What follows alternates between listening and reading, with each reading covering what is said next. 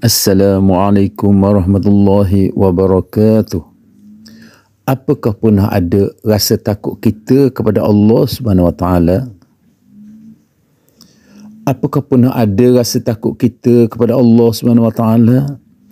Apakah kita pernah membuat muhasabah terhadap dosa-dosa kita sejak akhir balik sehingga hari ini? Jika kita pernah buat muhasabah tentang dosa-dosa kita, apakah itu belum cukup untuk menumbuhkan rasa takut kita kepada Allah Subhanahu Wa Taala?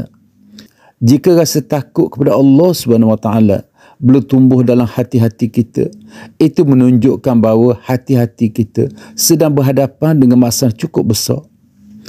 Kenapa rasa takut kepada Allah Taala tidak tumbuh dalam hati-hati kita? Kenapa? Apakah hati kita sebenarnya sedang kering, tanduh dan gersang sehingga benih takut kepada Allah Subhanahu Wa Taala tidak boleh tumbuh? Fi qulubihim maradun fazadahumullahu marada. Al-Baqarah ayat 10. Dalam hati-hati mereka, golongan yang munafik itu, terdapat penyakit syok dan hasad dengki, maka Allah Ta'ala tambahkan lagi penyakit itu kepada mereka. Apakah hati-hati kita kini sedang sakit akibat dari dosa-dosa yang telah kita lakukan sejak akhir balik sehingga hari ini, sehingga benih rasa takut pada Allah Subhanahu Wa Taala tak boleh tumbuh dalam hati-hati kita? Segala dosa yang telah kita lakukan telah menimbulkan titik-titik hitam yang menutup hati-hati kita dari cahaya hidayah Allah Subhanahu Wa Taala, sehingga benih kebaikan tidak boleh tumbuh. Marilah sama-sama kita tanam rasa takut kita kepada Allah Subhanahu Wa Taala.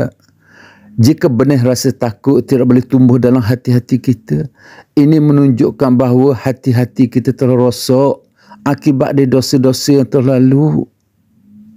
Akibat dari dosa-dosa yang lalu. Oleh kerana itu, marilah sama-sama kita rawat hati-hati kita. Semoga benih kebaikan boleh tumbuh dan hidup subur dalam hati kita. Hati-hati kita hanya boleh dirawat melalui zikir dan istighfar. Semoga titik hitam yang menutup hati-hati kita dapat dihilangkan bagi memberi laluan kepada cahaya hidayah memasuki hati-hati kita. Semoga dengan ini benih rasa takut kepada Allah Subhanahu Wa Taala dapat tumbuh dengan subur dalam hati kita. Jika berasa gebentar hati seorang mukmin kerana takut pada Allah Subhanahu Wa Taala, maka runtuhlah dosa-dosanya bagaikan daun kering yang runtuh dari pokoknya. Seorang hakim berkata, kesedihan menyebabkan tidak suka makan dan ketakutan menyebabkan menjauh diri dari dosa, dan pengharapan sebagai penguat untuk berbuat taat dan mengingat akan mati menyebabkan tidak masuk campur apa yang bukan kepentingannya. Ar-Rabbi di Al-Hasan berkata, Rasulullah sallallahu alaihi wasallam bersabda, 3 perkara yang menyelamatkan dan 3 perkara yang membinasakan. Adapun yang membinasakan, maka tamak dan bakhil yang ditaati, dan hawa nafsu yang selalu diperturutkan, dan kesombongan seseorang dengan dirinya. Adapun yang menyelamatkan ialah adil dalam redha maupun marah, yakni tidak dapat dikalahkan oleh hawa nafsu, dan sederhana dalam kaya maupun miskin, dan tetap takut kepada Allah ketika sendirian ataupun di muka umum, dalam rahsia maupun terang.